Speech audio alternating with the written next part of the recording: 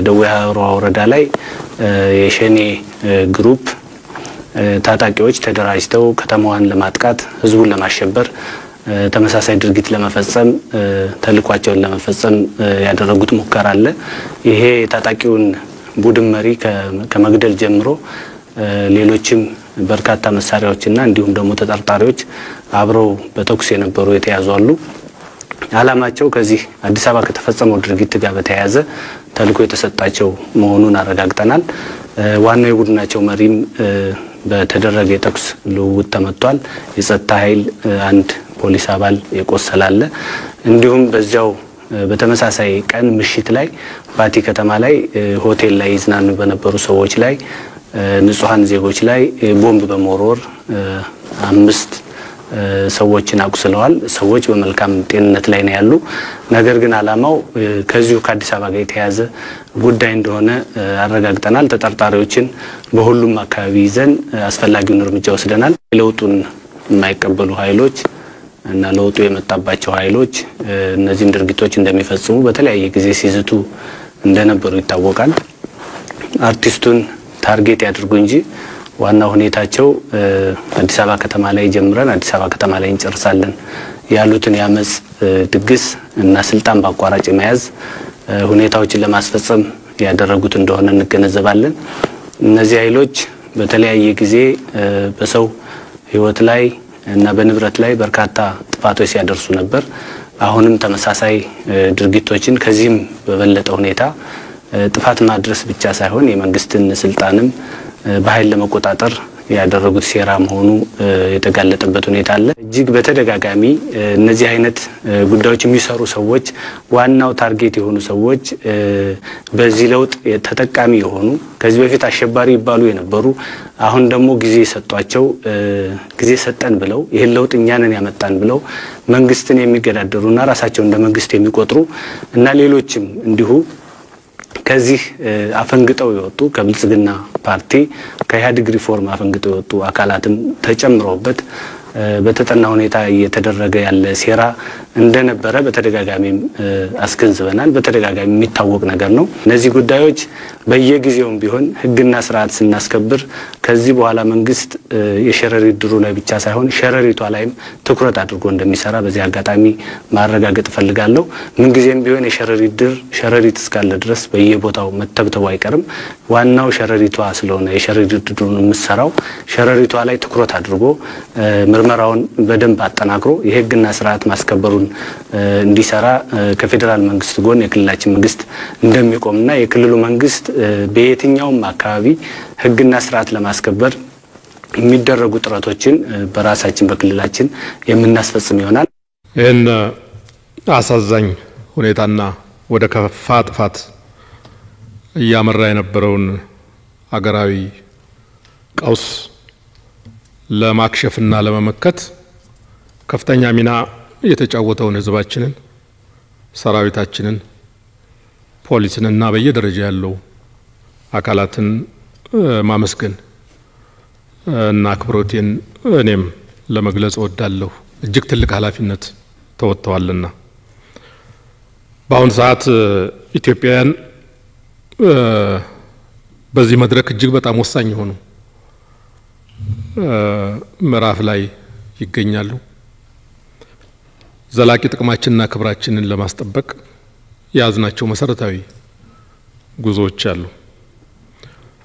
አንደኛው በዚህ ወቅት ለዘመናት ኢፍትሃዊነት የነገሰበትን በእጅጉ ስንጓጓለትና ስንጠብቀው የነበረውን የህዳሴ ግድባችንን ወደ ወሳኝ ምዕራፍ አሸጋግረን የውሃ ሙሊት ለመጀመር በሚያስችለን እንቅስቃሴ ውስጥ እንገኛለን።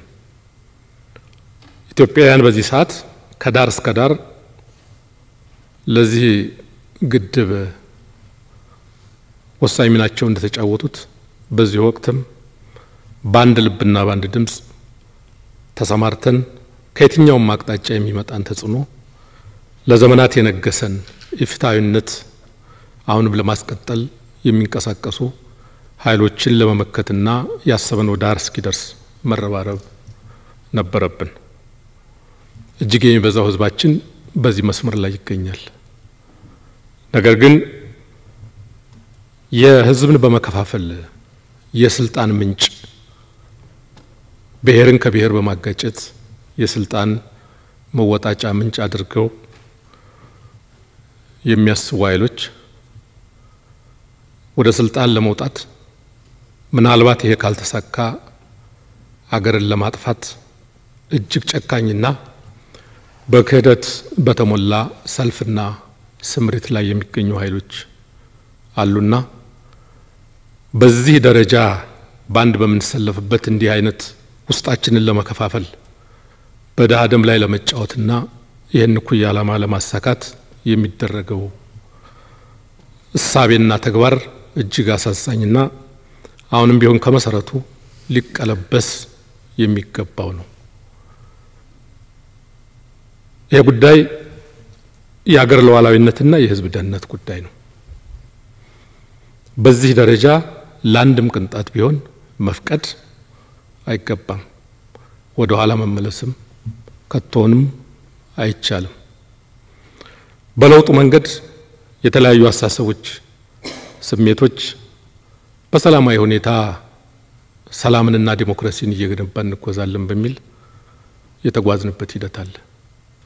ይሄ በታሪክ በራሱ ትልቅ ቦታና ግምት የሚሰጠው ነው።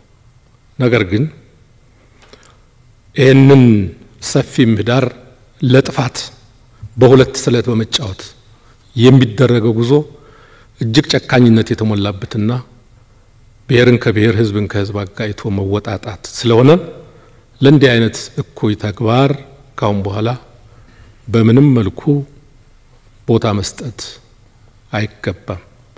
ያን ማጥበቅ መዝለቅ ይገባናል። በዚህ መንገድ በሪፖርቱ በጥሩ ሁኔታ ቀርቧል። አሁንም ቢሆን በደንብ መጠናከር ያለበት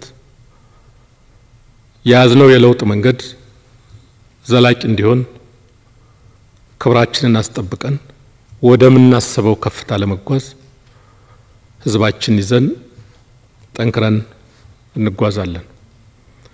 ይህን የሚፈታተኑና በሴራ ፖለቲካ ውስጥ በደሃ የሚነግዱ ኃይሎችን ያለ ምህረትም እንመክታለን።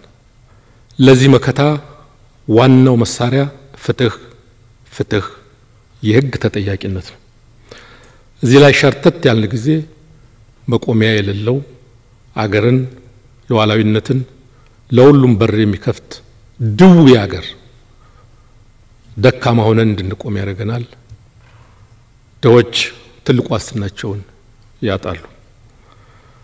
በዚህ መንገድ በለውጡ ሂደት ውስጥ አላግባብ በሚያስከፋ ሁኔታ ህገወጥ ድርጊት ሲፈጽሙ የቆዩ የሶስቱ ሰኔዎች ድርጊት ቀደም ሲል የተነሳው ከዚህ ጋር ተያይዞ ሲፈጽሙ የቆዩ ወንጀሎች በተወሰነ ርቀት ተጠያቂነት ለማረጋገጥ የተሰራ ስራ አለ። አሁንም ቢሆን ፍትህን እስከ መጨረሻው ለመታደግ ተጠናክሮ መቀጠል ይኖርበታል። በዚህ ደረጃ የተያዘው እቅድና አጀማመሩ ይሁን የሚባል ነው። ተባብረን ተጋግዘን ህዝባችንም ትልቅ የመረጃ ምንጭ እና የፍትህ ተዋናይ ሆኖ መዝለቅ ይኖርበታል። በሁለተኛ ደረጃ በአሁኑ ሰዓት ይህን አሳዛኝ ታዳጊ አርቲስት ወጣት ላይ ይህን ግፍ የፈጸሙ ያስተባበሩ፣ የጠነሰሱ፣ የጋገሩ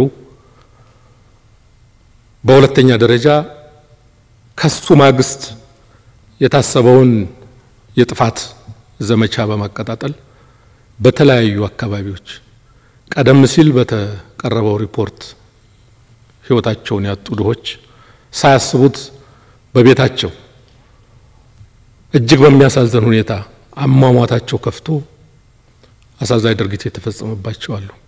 ይህንን ከዳር እስከ ዳር በተጠናከረ ሁኔታ ተጠያቂነት እንዲረጋገጥ መስራት ይኖርብናል። በየአካባቢው ህዝባችን ለዚህ ቀደም ሲል የከፋ ሁኔታ እንዳይመጣ የተረባረበውን ያህል አጥፊዎች ለሕግ እንዲቀርቡ ከመንግስት ጋር ተቀናይቶ የፌዴራል መንግስትና የክልል መንግስት የሚመለከታቸው አካላት ተቀናይተው ድሆችን መታደግ፣ አጥፊዎችን ለሕግ ማቅረብ፣ ተጠያቂነት ማረጋገጥ፣ ፍትህን ማንገስ ይኖርብናል ማለት ነው። በሶስተኛ ደረጃ በፖለቲካ ስራችን በአስተምህሮ ስራችን ጥቂት አጥፊዎች በሚጠነስቱና በሚጋግሩት ብዙ ዜጎቻችን ለምን ይሳሳታሉ? ለምን ጆሮ ይሰጣሉ? ምን ስለጎደለ ነው አብሮነታችንን ወደ አደጋ የሚጥል ምን ጨካከነው እጅግ ደክመን የገነባ ነው በሰዓታት የምናፈርሰው? ይሄን ነገር ካስተሳሰብ ጀምሮ እንዲህ አይነት ጥሪ ሰለባ እንዳይሆኑ ዜጎቻችንን ማስተማር፣ አብሮነትን መገንባት፣ ፍትህን ማንገስ ያስፈልጋልና ለአንድም ቅንጣት ወደ ኋላ ሳንመለስ ጋጋሪዎችና ማስተርማይንዶች በተለያየ ቦታ ሆነው እስካሉ ድረስ እነሱን የሚያመክን ለሕግ ተጠያቂ የሚያደርስ ጠንካራ እንቅስቃሴ ከህዝባችን ጋር ሆነን መቀጠል ይኖርብናል የሚለውን ማጠናከሪያ ሐሳብ ለማንሳት ነው። አመሰግናለሁ።